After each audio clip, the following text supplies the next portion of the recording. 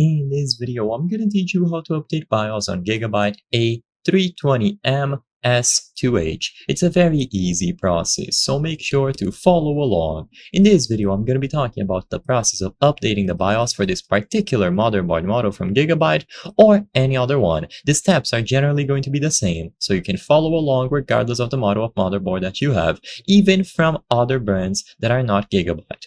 So what you have to do is download the BIOS files and you will load them into a USB flash drive. It doesn't need a lot of storage, only enough to hold these small files. To download them, go to gigabyte.com and look for your particular model of motherboard. In this specific example, the GIGABYTE A320M-S2H.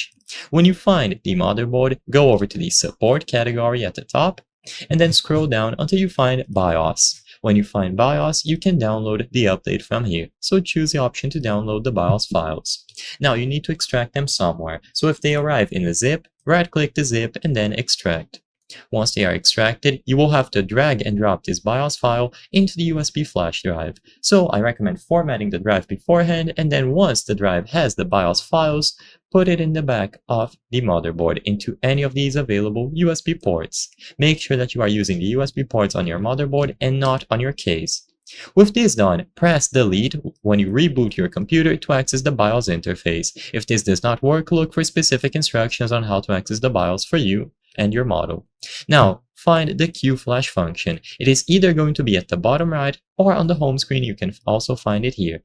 Go into QFlash, and as long as the USB drive was inserted at the back, you will be able to choose Update BIOS. You will see the current BIOS that you have, and your USB drive is going to appear available here. Choose it from the list, and the BIOS file will be located once you select it.